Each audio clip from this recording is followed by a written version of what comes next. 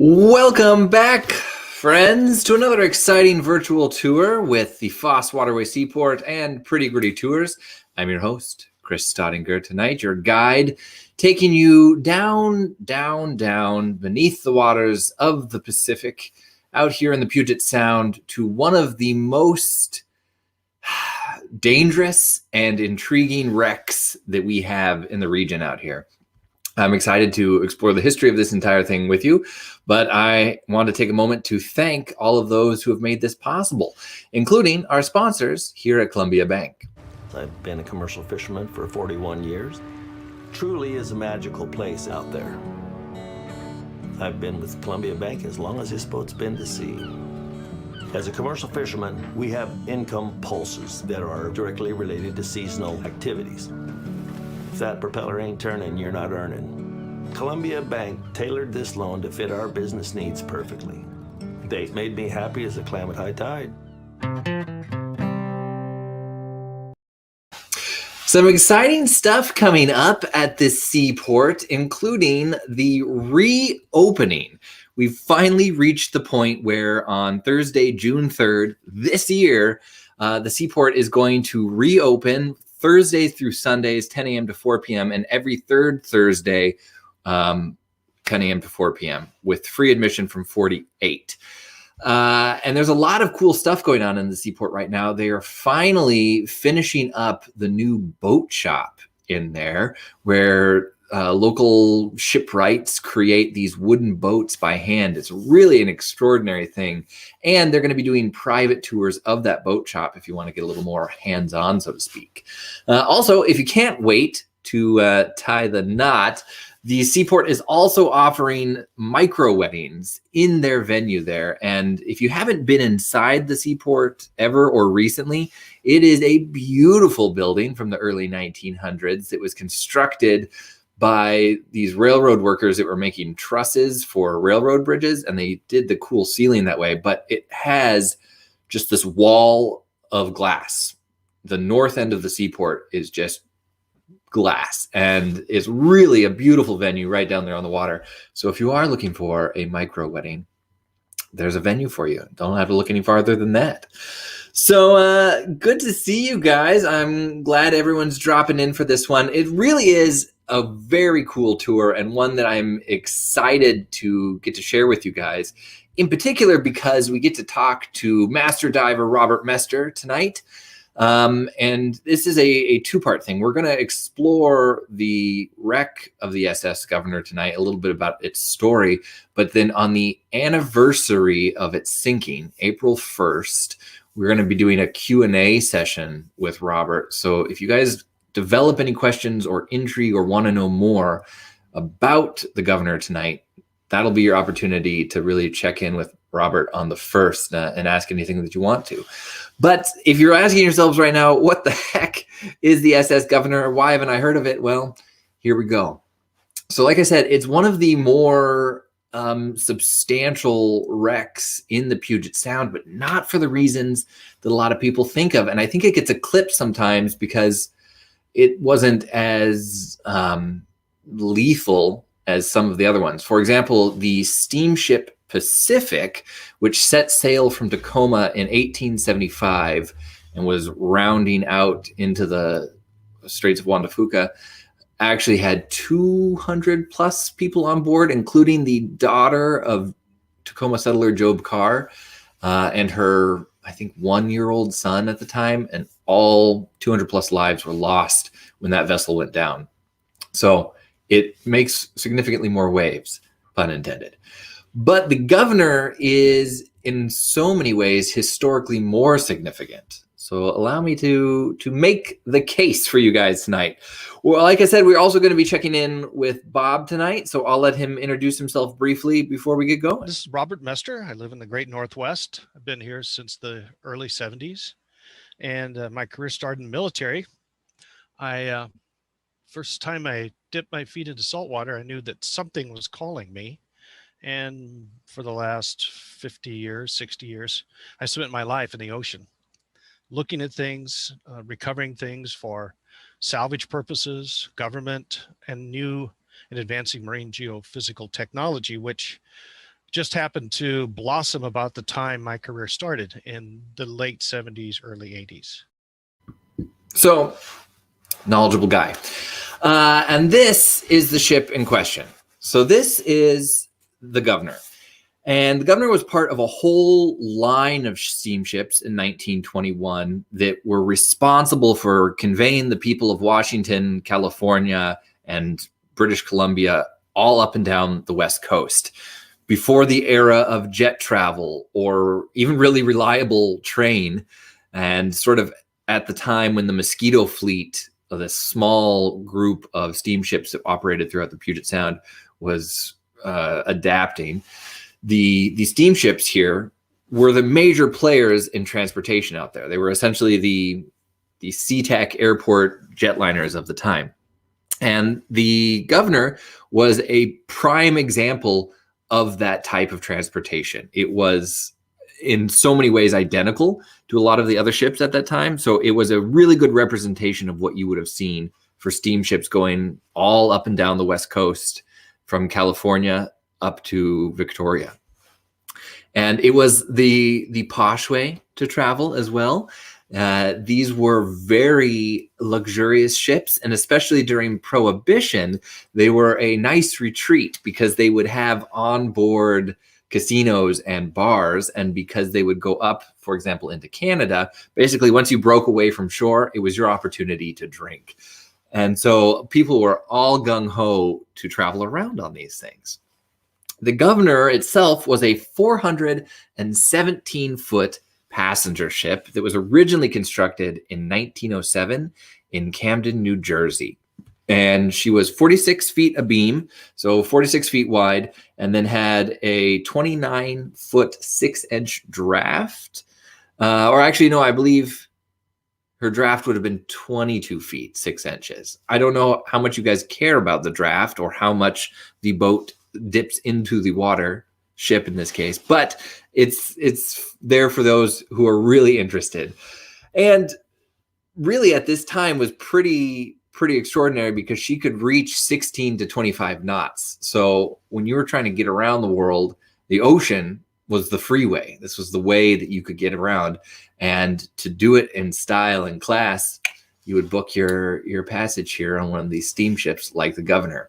And that's just what happened at this particular time. And when the Governor enters our storyline here, she was actually returning from California, coming up the West Coast, made a brief stop in Victoria, British Columbia, and then was bound down for Seattle at that time. And this was really one of the most exciting times to be in the area.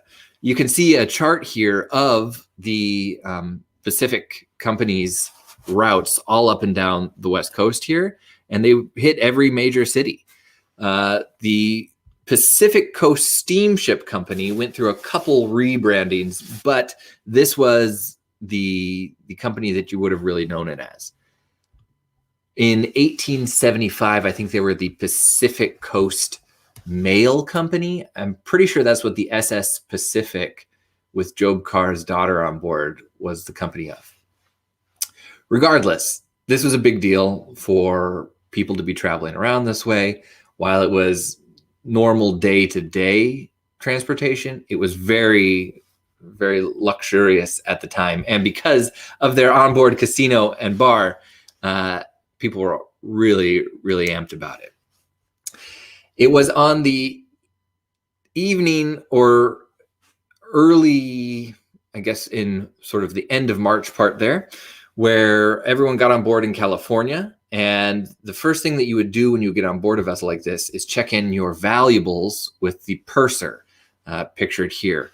There were a series of safes on board all of these Pacific ships, also the Governor, and the valuables that people were traveling with would have been brought on board at that time and stashed in the safe. And this is going to become significant later, so make sure you take note. Because these families didn't have, necessarily like safe deposit boxes or like Homestar security, they would travel with their high-end stuff. And that could be anything from your expensive silver to gold coins to, in some cases on board the Governor, really nice cars and automobiles at the time, or family jewels, things like that.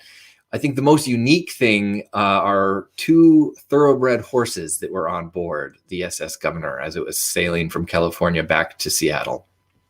So it was an inestimable wealth that was on board this ship at the time, because these were also very well-to-do families. Perhaps the most famous on board the Governor that night was the Nordstrom family, of the very same Nordstrom chain from here in Seattle.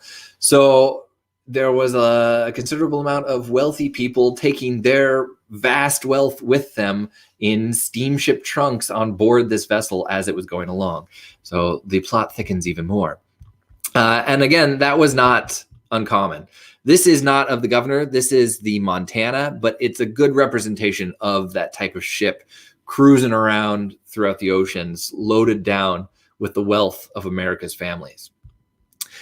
For us, this ship becomes relevant because as it was coming back on April 1st, it had dropped off some passengers in Victoria and was southbound through the Strait of Juan de Fuca, past the Point Wilson Lighthouse, making its way to Seattle when another ship from the Pacific Steamship Company was misidentified.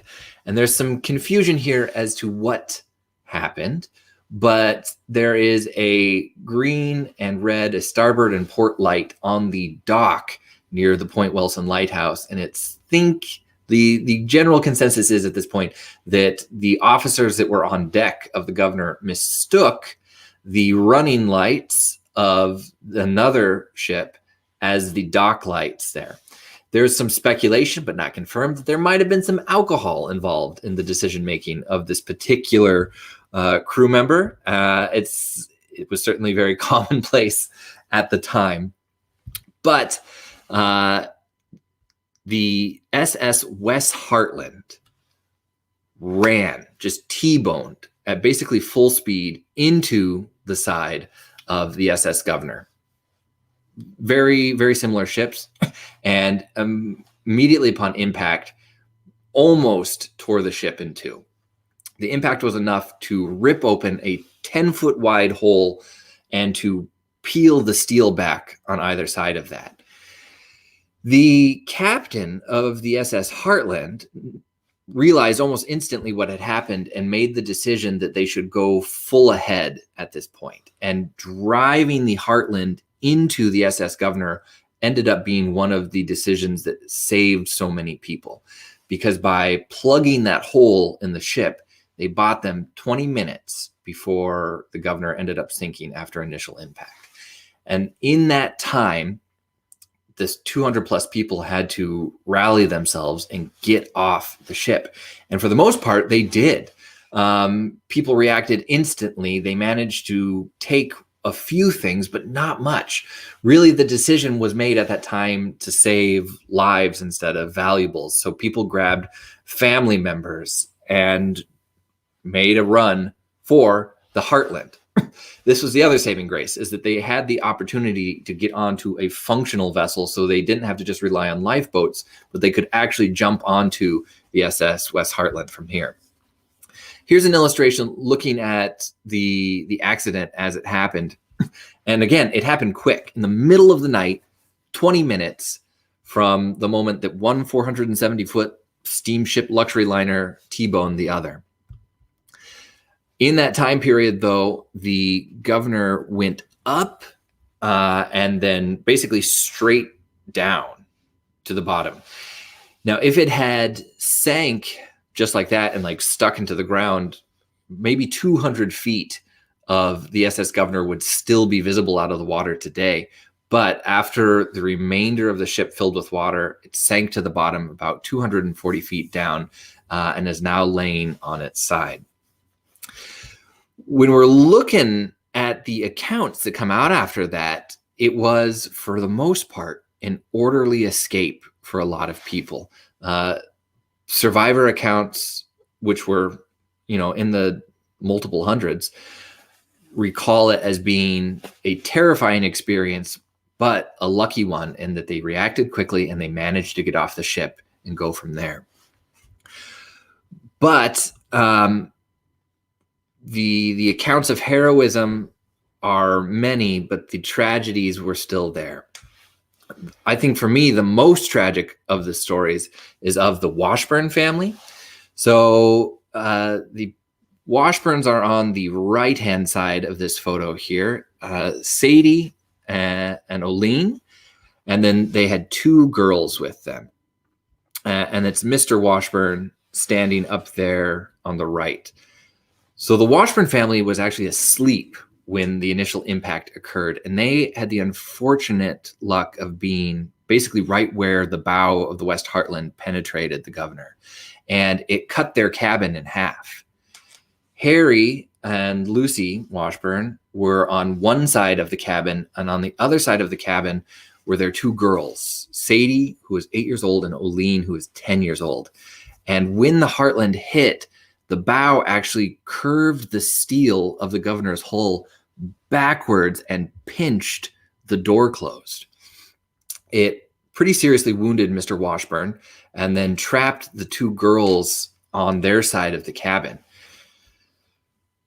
Lucy and Mr. Washburn managed to escape, and they went back to bring back help and managed to bring back one officer and just another guy that they found with an axe and a crowbar. And they were trying to get that door to their cabin open, but unfortunately, because the steel of the Governor's hull had pinched it shut, they weren't able to get it open. So the Governor was filling up with more and more water at this point, and then Mr. Washburn dragged his wife away from the cabin, brought her up on deck, and was about to put her in a lifeboat when she broke away from him and ran back down to where the one officer was still trying to get the door open and refused to leave. She actually crawled back in through the hole on the other side and stayed with her two girls as the Governor went down.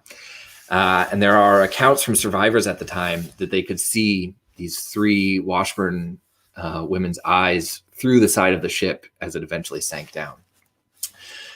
It's worth noting that that one officer also stayed behind and went down with the ship as well, trying to get the door open throughout to the very end there. By the end of this, only 8 lives were lost as the Governor went down, which in and of itself was a remarkable thing with over 200 people on board at the time. But the lives that were lost were incredibly tragic. It was, for a period of time there, listed as 9 lives that were lost, but there was one individual who apparently was having a rough patch with his wife, and so managed to escape and then pretended to be somebody else, claiming that he had died on board the vessel. Eventually, they tracked him down and took him off the list, bringing it back to 8 casualties of the SS Governor. But just goes to show that some situations really drive people to extremes, but they will always catch up with you at the end. Of the accounts here, you can see, going back through the newspaper articles, that really the best documentation of the Governor comes down to claims. So as they're going through here and talking to people who survived, you know, the tragedy of the Governor isn't so much recorded, not even close to the way that the SS Pacific haunts the minds of people in the area to this day. What really sticks out about the Governor is what was lost on board. I caught up with Robert here to talk to him a little bit about his experience, because he is one of the first people to successfully dive the Governor. And I would like for him to relay his experience about this ship with you. The SS Governor was an interesting project. I was a diver. As a diver, it's one of the more challenging and dangerous dives in the Northwest. It's the deepest dive you can make without getting mixed gases to make the dive. There's one other shipwreck called the Admiral Sampson that's north of Seattle, but it's a little over 326 feet of water just to get down to the vessel. This one's in 240 feet of water, but the main deck resides at 200. And if you're foolhardy young and just want some adventure, you can actually make it down on the top of the deck of that ship with the normal air that we're breathing right now, just compressed into tanks. This was back in 1985 when I started diving this ship, and I got this idea, and it started my career in the marine industry, actually doing this project. I decided I wanted to go after and salvage whatever's salvageable off this ship. And contrary to a number of different articles, the ship was actually a luxury liner that plowed the roads and rode the waterways from San Pedro, California up into Canada, back into the Seattle area. And it was interesting at the time it's sinking, it was in Prohibition. So the people that wanted to get out, have a few drinks, have some gambling, and have a good entertainment, they would hop these ships, get offshore, and the bars would open up. So, a little more context on that, but I see some people here asking where specifically the ship is, and that's a great question. Thank you for asking.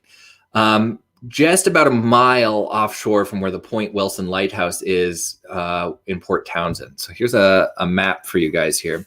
So basically, if you just go northeast from the Point Wilson Lighthouse there, it's a mile out from shore and then 240 feet down.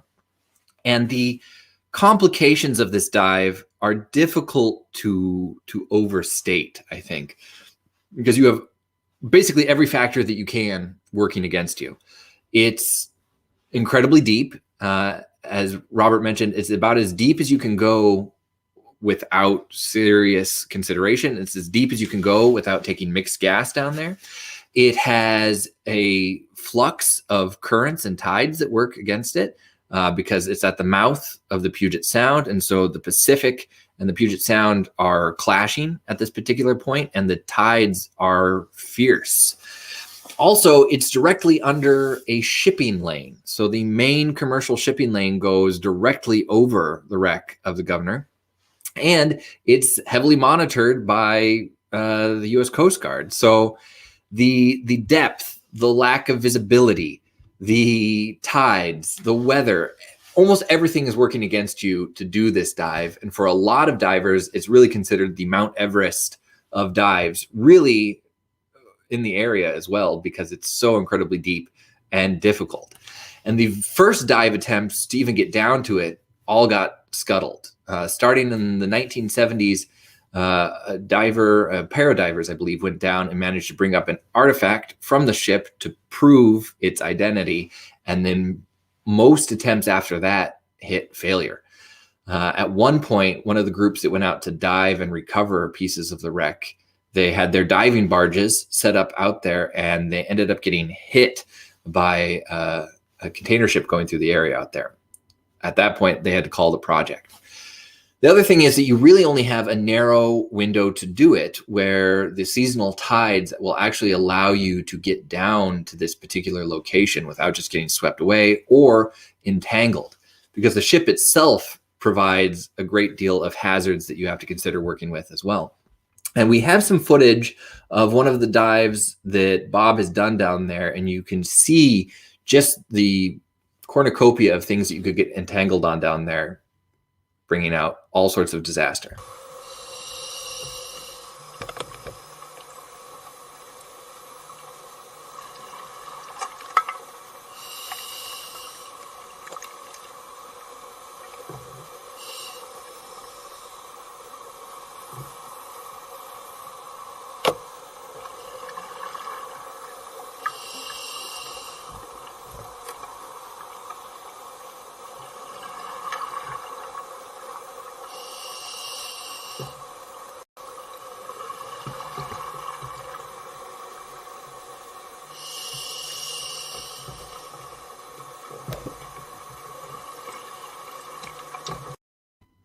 So we got a question here about whether or not it is still there. And yes, it absolutely is. Since sinking on April 1st, 1921, the entirety of the Governor remains down there. Obviously, because of the currents and everything, it has eroded a pretty significant degree, but there is a tremendous amount of the ship that is still down there. And really what intrigues people about it is what was left behind as well. And no, the people that perished on board never were recovered. It wasn't until the 70s that anyone actually went down and saw this part of the ship, and those who were trapped below never came back up to the surface, to my knowledge anyways. So lack of visibility, tide, current, high traffic area, It's a tremendously difficult and dangerous dive. It's down there lying on its starboard side, and you can, if you have the chops for it, go down and get it. But it's the things that remain on board that are so intriguing to everyone. So in 1976, when those two divers, Kelly Finn and Eric Morris, went down and found pieces to confirm the identity of it, immediately people were like, oh man, this is a treasure ship. This is a huge archaeological find, and there's a great deal of money tied into it. Because when you look at the accounts of what was lost on there, this Cadillac sedan automobile, the horses, the Studebaker coupe, it's a tremendous amount of really high profile items that were lost, but also things that you wouldn't normally consider as being valuable.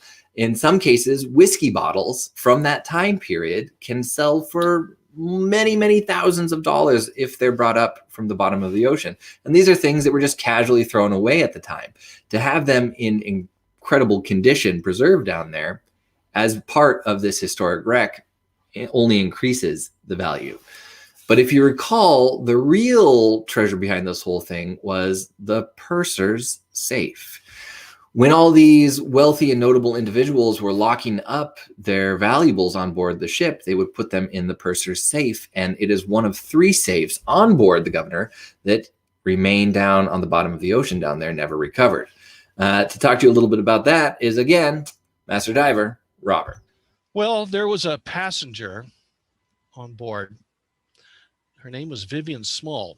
And Vivian Small was bringing a considerable amount of money to Seattle to take with her husband to the India to buy it was a textile factory production. And she was carrying considerable amount of money that was in gold coin, because they didn't accept our script at that time. The world was pretty uneasy with paper when they needed gold. So she went to San Pedro, picked up the amount of money, which she told me was $20,000, and put it aboard the safe, the purser's safe. We know there was stocks and bonds from AT&T from 1921 that are in that safe. I was on site when one of the writers for the TNT, or the Seattle Times, which we had a little argument going about, was the ship a tramp steamer or was it really a high class? And I produced some things like the menu for the time before its transportation, and cockalisi, I still don't know what that is, but that was featured on the menu. He was contacted by a woman whose mother claimed to be a passenger aboard that vessel. Now, the woman's whose account is on the newspaper article, which you have a copy of, her last name was Barbara Hunsisch, and she divorced and got married to a gentleman named Small. And her daughter was 1 year old. And I was called from the project in 1987 to make a mad rush with our documentary team, because this woman was in a rest home. She was very, very sharp, alert. Her body was pretty fragile. And her daughter, which was 1 year old in 1921, and this was 1987, she was up in age too. And this woman recounted this story of the night, and she made it very clear to this newspaper editor. And then he contacted me, and the story she related was about the $20,000 in gold coin that's sitting inside this safe. Well, if you went to the safe in April, or went to a bank in April, the distribution of coins for that era from East Coast or all the mints, Denver, is pretty thorough. The United States, that's the end of the first quarter. If there's just one $20 gold piece from 1921, the last one sold in auction at $1.4 million. They didn't produce very many. It was the lowest year for production of $20 gold pieces. And then there was coin collections, jewelry collections. The safe was a large safe. So the safe is going to be a treasure trove. The captain's safe has the ship's money Every ship that traveled internationally carried gold or currency of some kind that was accepted in the ports they went to in case they had a breakdown and needed to be repairs. A lot of times, and it was true by Jack Brandon, the quartermaster, that the ship's payroll was also on there, and they were due to be paid in Seattle. And then you have the safe in the stern, which is the safe for the gambling, the casino, the drinking. So you have 3 safes to go look for. Truly, the purser safe is what the one might consider to be the most valuable. But when you look at the cosmetics and the old eyeliners that women use that are of that era, these artifacts, which are hard to find, they all have value and they need to be put on display so people can see. So there has to be profit motivation to bring these up, get them restored, and get them put into a museum so they can be curated properly and shown to anyone interested about what life was like on the SS Governor in 1921, moments before its demise. And that is really key to this story here. So when Bob first goes down and starts bringing up artifacts from this ship, it really is a time capsule of that time. Here's a few examples of things that have been found down there, from watches and rings to an actual side of the ship. They brought up this portal here, as well as a significant amount of brass. And then one of my favorites is actually the flatware of the Pacific Steamship Company as well. To look at these things is really extraordinary. But again, people are always drawn back to the fact that there is this wealth down there. Now, of the items of those 3 safes, the purser safe is still a mystery, although Bob is pretty confident that he knows the location of it today. The captain safe is still missing, but the casino safe that was on the stern of the vessel has been found and its location has been marked, but it's under about 6 feet of silt and it has never been brought up back to the surface. One of the complications to that is just, of course, again, the difficulty of diving this wreck. Because it's in such a treacherous area and requires a great deal to go down there at all, it's not an expedition that a lot of people take on. As the technology has advanced, however, they have more and more clues and a better idea of what happened to the vessel and where those items that have long been a mystery have gone. Because one of the original problems in this first sort of dive expedition that was undertaken here is the fact that it's difficult to get down there. And then once you're down there, it's not easy to see stuff. You really have to take one or more dives just to find yourself oriented down there. Because the visibility is so bad, a lot of it was exploratory before you could even begin looking for the things. You had to find out where you were on the map before you could start finding anything after that. It's definitely a project that has called Bob back to it again and again. And I asked him what it was that's drawing him back, because he originally went there in the 1980s and then again in 1992, which was, for all accounts, considered the most productive dive on this particular wreck as far as items recovered. But it's something that he is gung-ho to go back for, despite a healthy number of shipwrecks that he has explored and a tremendous amount of archaeological artifacts that he's brought up for preservation. This is the one that seems to summon his heart back, and here's why he wants to go back in his own words. The age-old question is, did I finish everything I wanted to do in my life? This was in 1985. I started this. 1987, we launched a major SAT operation for Salvage. And we came up with watches, gold rings, lots of dishes. Even I have a major coffee cup I use. It's actually, it's a bedpan, but it's came off the wreck. We have lots of china. I have watches, gold watches, a lot of personal effects that were left, because when this event occurred, people just left everything to get off. They didn't think about their 1921 touring Cadillac down the cargo hold, or their racehorses, or all of their sea chests that were full of their valuables. When people traveled back then, they carried a lot of their valuables with them so they wouldn't be lost and robbed while they were going away on trips. And it's a desire to take the knowledge I've learned since 1985 and go back and finish this. And I guess it's, what do you call that? Your bucket list, one of the bucket list things to do. So now that they've re-examined this, the big things that have changed his mind about the location of the safe are, first and foremost, the way that the governor sank. So we had a lot of questions about this as to like what happened here. And you can see a mathematic projection of what happened here as it started to take on water and then essentially went straight up before sinking down to the bottom down there.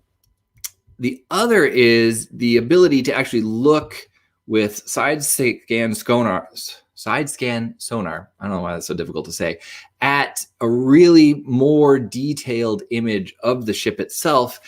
And then there are pages and pages of mathematic equations looking at every variable that you possibly can, from the way that the ship sank to the conditions on that particular night to everything that could have happened that, in Bob's own words, has allowed him to speak ocean. And now he has a better idea of where these artifacts could have drifted after the sinking of the Governor. Today, while it's still down there, it remains incredibly difficult to dive. And once you take a look at just sort of the conditions down there, it becomes even more prevalent. But the preservation of what's down there is really remarkable. So I have some video clips for you guys of the actual wreck that I want you to see.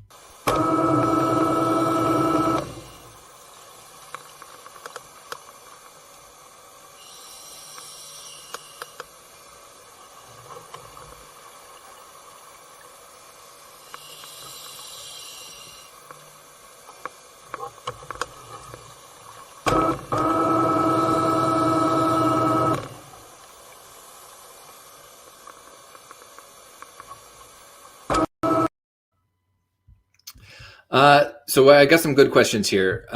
First of all, Randall's talking about, I believe that you actually did this dive, if I'm reading the clues here, on mixed gases.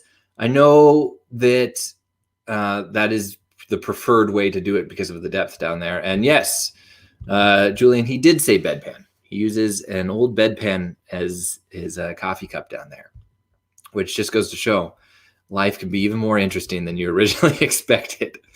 Of the items that have been recovered that are most notable, the ship's bell is one that has been brought up and then cleaned and is now on presentation.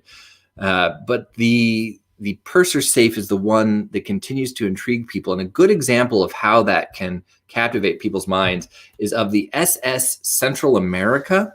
This was a similar ship, but it wasn't quite as long as a 280-foot side wheel steamer, but it had a similar role of operating as a major transit line. Its route was from Central America to the East Coast during the 1850s. And this particular vessel sank on September 3rd, 1857, with 477 passengers on board and 101 crew. And only 55 people survived this particular incident. But what really captured the mind of people was the same thing that did on the Governor, was the items that were left on board. And in 2014, the SS Central America, that vast treasure hold of items was actually recovered. And just a tremendous amount of gold coins, historic artifacts, personal jewelry, and really well-preserved items that were indicative of that time came up.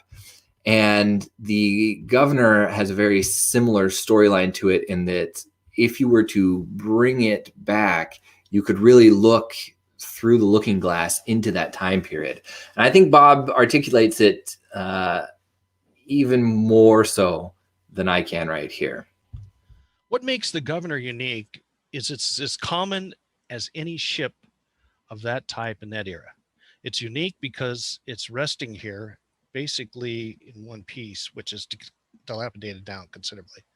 But it's an example of what the average travel was like back in 1921 aboard a ship. The Governor had a sister ship called the President, built exactly the same. When the safes were ordered, they ordered two, one for the President, one for the Governor. The only difference between the two is the President had only one stack. didn't have two stacks. But other than that, they were the same ship. It was not anything unique in its design, but it's just an example right here in our backyard of what an era, a time when travel was dependent on the ocean. Not like today where we can hop on jets and we're there pretty quick, but also the decadence and the quality of that travel if you could afford it. What I particularly like about this vessel is its relatability. Despite the difficulty of the dive, it is, like Bob said, it is the poster child of that era. And to have it here is really extraordinary. The other thing that I really love about it is the flip side, the challenge of this dive. So there are only a handful of people out there who have successfully managed to get down to the SS Governor. After, I'm trying to think when it happened, late 1980s, Robert Mester's company maintained through the courts salvage rights to this particular vessel. So anything that is brought back up ends up going to his company and then can be dispersed through museums and so forth beyond that. But the allure of finding it remains very strong to this day. And I think in our near future, we'll hopefully see a new expedition mounted down to the SS Governor to finally recover, if not the entirety, certainly the crown jewel artifacts of this particular item down there. I would be intrigued to see it just because it's so representative of what I think of as a really undertold storyline in this area. For some reason, from the Mosquito fleet to really the presence of the automobile, there's just this missing page in the Puget Sound's history. And I'm not sure why the luxury steamliner gets overlooked so often, considering a significant number of the shipwrecks in the area were actually of these different types of large passenger liner steamships moving around in the area. To give you a thought on this, I've got Bob again. In 1985, I was 31. Oh, actually 31 in 1986. And my career had been mostly in military type of work, diving wise. And I came to the Northwest and found this desire to go and look at this ship. And of course, at a man 30, 31, I'm looking at everything that was shiny gold and worth a lot of money. But over the years, over 40 years, I've learned to understand that the gold and shiny is nice, but there's also the other things which speaks to the individual's life, and it's a little part of what has been lost until somebody like myself or many young people coming into the world today using the technology we have now, which is far superior to what we had back in the 1980s. And they're able to touch that time and bring it forward. And I'm really glad to see that. I just hope I hope that it gets more interest. When people in Arizona that have no desert whatsoever turn on TV and watch Jacques Cousteau for series after series after series about the ocean, obviously we have an interest in the ocean. And it's so much we don't know about it. We know more about the moon and Mars, absolutely for sure, than we do about the deepest depths of the ocean. But it's changing slowly.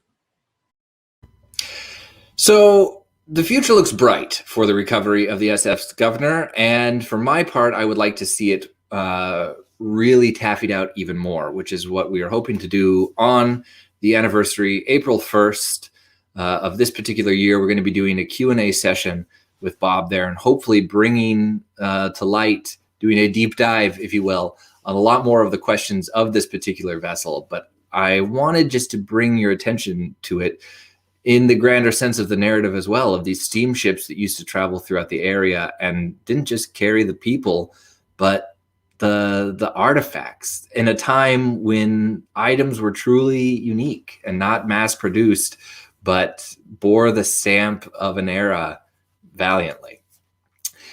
With that, I always want to encourage you guys, if you have enjoyed your tour tonight, you can always tip your guide on the homepage of prettygrittytours.com. We do have a little button down there for PayPal. If you would like to show your appreciation through a monetary donation, I promise not to throw it into the bottom of the ocean to be recovered later. We always reinvest it in producing more fantastic tours for the Greater South Sound region. If you guys have questions, comments, concerns, please let me know. There have been multiple dives that have gone down on the SS Governor, and there is a sizable amount of video footage of that particular one. And we really hope to showcase more of that with the Q&A session with Robert here on April 1st. But in the meantime, we are encouraging you guys to stay curious, keep on exploring out there. And if you have any thoughts on places that you would like to see in the area, please let us know. The Foss Waterway Seaport is a great supporter of the waterways of the Puget Sound, and we're always happy to taffy new things up. So until next time, thank you guys so much. I'm Chris Staudinger with Pretty Gritty Tours here for the Foss Waterway Seaport. I'll see you guys next time.